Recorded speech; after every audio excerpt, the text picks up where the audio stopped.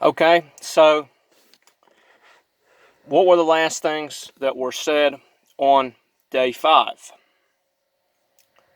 We learned that Elohim shaped the great crocodile, which could represent a lot of things. It could represent a serpent energy, possibly, even. Because the same word, Tayanin, I got to tell you guys something.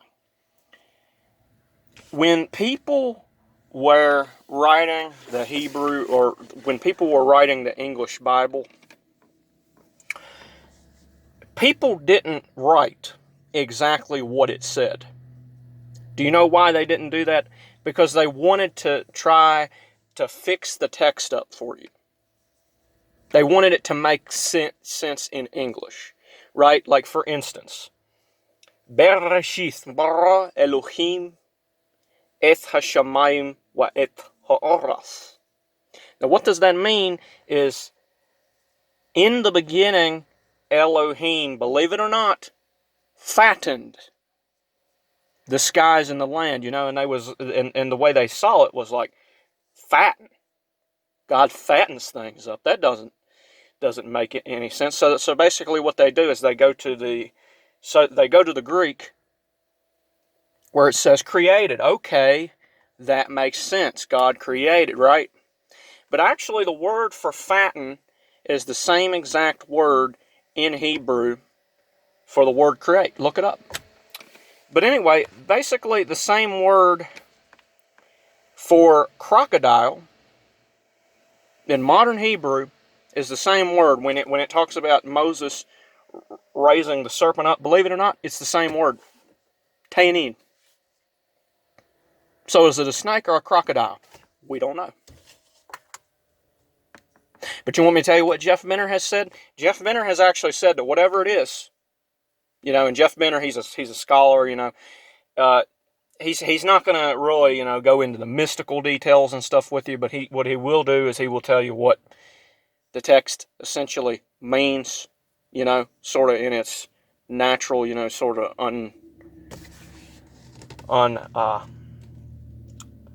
unbritify, the British people came in and whitewashed the text for you so it would make sense. But basically, you have where it says, and Elohim shaped the great crocodile and all the living souls, the treaders which swarm the waters to their kind, and all the flyers of the wing to his kind. And Elohim saw that it was functional. Now, at the end it says, and Elohim exalted them, saying, yes, the same word for kneel in Hebrew is the word to bless something. Isn't that something? You know what the English Bible has done? It has destroyed and wrecked God.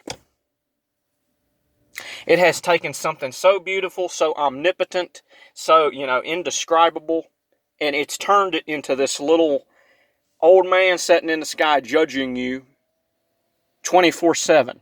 It has wrecked God, is what it's done. It has taken that beautiful father-son relationship, right, that God has, which is, the cosmos and the manifested, right, human being manifested in the flesh. It has destroyed that, and it has made you into a slave of some old man in the sky for power. Read the Hebrew text, I'm telling you. But anyway, it says, then after that, it says, Wahi Ya'rav. It's got that, like that, in there. Wahi Ya'rav. Wahi Vokir Yom Hamishi. And basically what Hamishi means is it means the 5th day. And there was evening, and there existed morning, a 2nd day. Now we're going down.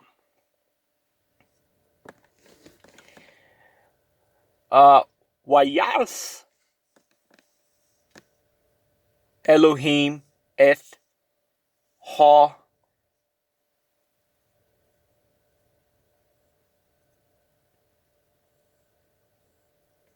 Hayath. Hayath. I don't know what's going on here. Ha'arath lemina wa'eth. Right? And it goes through here. This is day 6. But it basically saying, and we will do Elohim living the land to her kind at the beast. You know. It's getting a little over what I've researched, but basically, I'm just going to make this a continuation of day 5 because I haven't been writing down a whole lot, and I got to write down to the point where I can understand, day 6 to its entirety. But yeah, they've taken this beautiful expression. By the way, did you know that that Genesis wasn't even the first book in the Bible that was written? It wasn't. It wasn't. The very first book of the Bible, Genesis, was actually written later. Honestly, as a type of Jewish poetry, and it was designed to describe our relationship with God. But they're not going to tell you that. You know what they're going to do? They're going to whitewash the text for you. And I haven't gotten to the point yet, where I'm really preaching this part of the text yet, or explaining this part of the text rather than preaching. But the reason the truth is actually.